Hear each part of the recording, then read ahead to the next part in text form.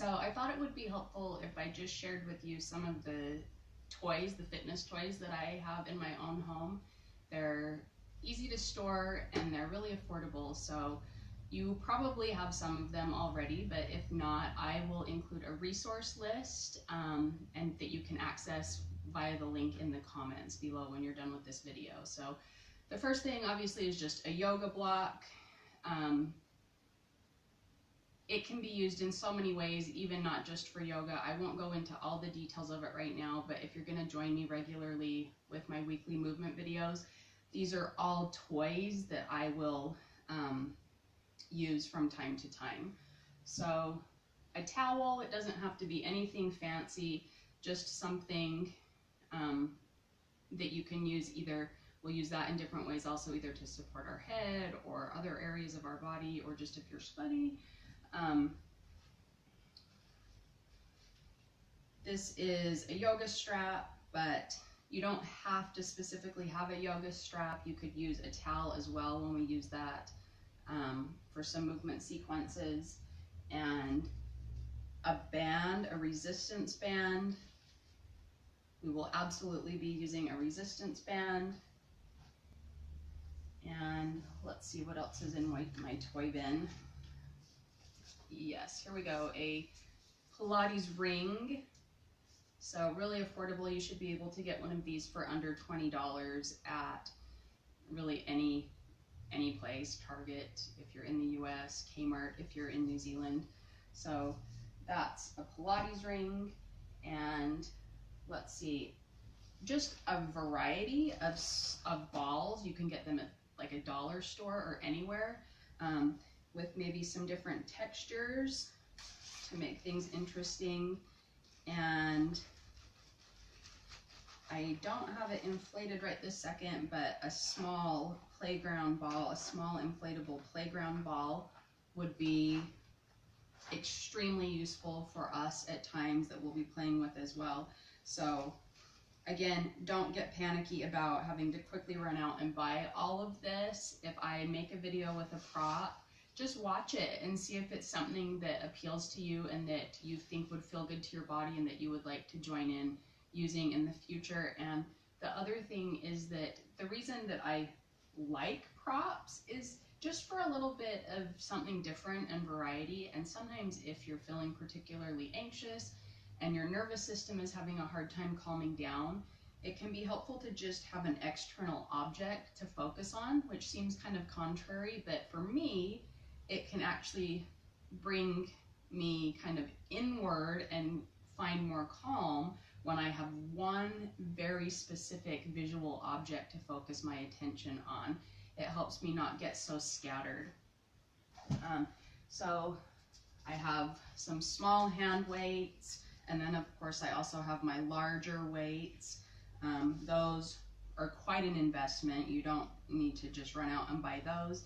But if you're interested in setting up a gym, like all of this stuff literally fits on the side of my sofa right here in this hamper, and this little bag that I made for my foam rollers that I'll show you in just a moment, and then my select tab weights. So, and I do have a rebounder. It's down in the garage, and then I bring it up when I use it and take it down when I'm not using it. But seriously, very, very cost effective and very space saving. And the other thing is obviously if you're not going to use it, don't buy it, but I use it. I spend time enjoying all of these toys, and I'll be sharing that with you.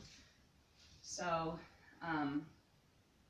again, don't just rush out and buy all of this stuff. I'm just kind of sharing with you what I have because I like it. Boxing gloves, and what else is in here? That's pretty much it. Oh, a collection of weighted ankle weights.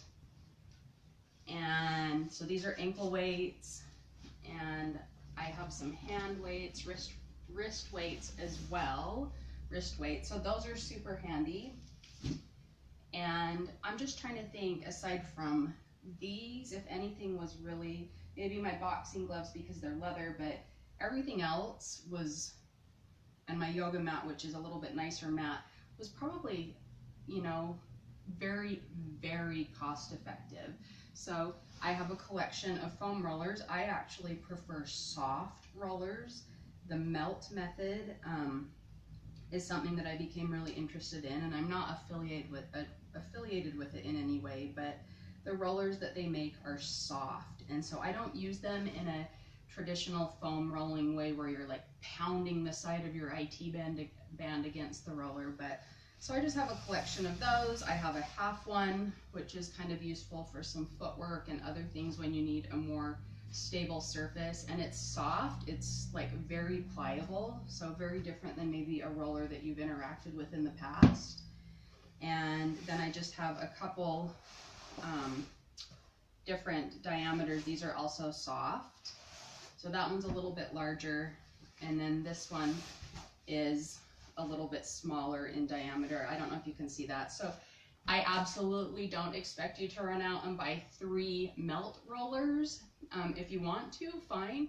But if you had one roller that you liked in your toolkit, that would be awesome.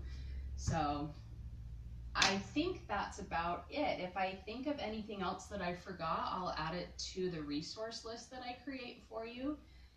And that's, yeah, like maybe my mat, I would say I would love to have a round mat. I feel like it would be better in this space, and it would also create just, I think it's good for your brain. It opens up more movement possibilities than moving on a rectangle. But I have researched that, and it is so hard to get one here in New Zealand at a reasonable price. So if anyone has a solution to that, let me know. Otherwise, that's about all I can think of. So again, that all just fits in this hamper, and I have other bits in there that are kind of cluttery at the moment. And this bag for the rollers and my weights, and then I roll my mat up and it sits there as well. So cost effective, space saving, and all tools that you can play with on your own time, or that we will use if you join me each week. So I'm excited to be sharing those tools with you. Again, thank you so much for being here, and don't forget to check out the link to those resources below. Bye for now.